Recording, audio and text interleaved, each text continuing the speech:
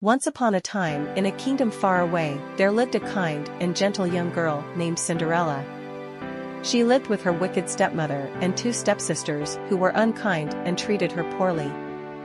Cinderella was forced to do all the household chores and was often mocked and ridiculed by her stepsisters. One day, the king announced a grand ball to be held at the royal palace, and all the eligible maidens in the kingdom were invited.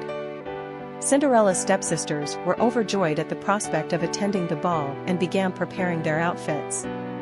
Cinderella, however, was not allowed to go and was left behind to clean and mend. As Cinderella worked sadly, a magical fairy godmother appeared.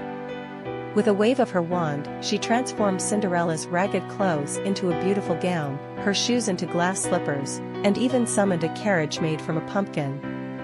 The fairy godmother warned Cinderella that the magic would only last until midnight. Overwhelmed with joy, Cinderella arrived at the royal ball and immediately caught the eye of the prince. They danced the night away, and Cinderella felt like she was in a dream. However, as the clock struck midnight, she had to rush home, leaving behind one of her glass slippers. The prince, determined to find the mysterious maiden, searched the kingdom for the owner of the glass slipper.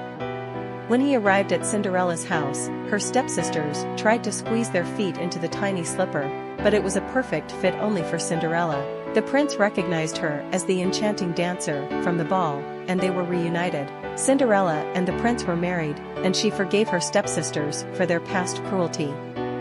The kingdom celebrated their love, and Cinderella lived happily ever after. This is the story of Cinderella, the charming girl who achieved her dream and became a princess.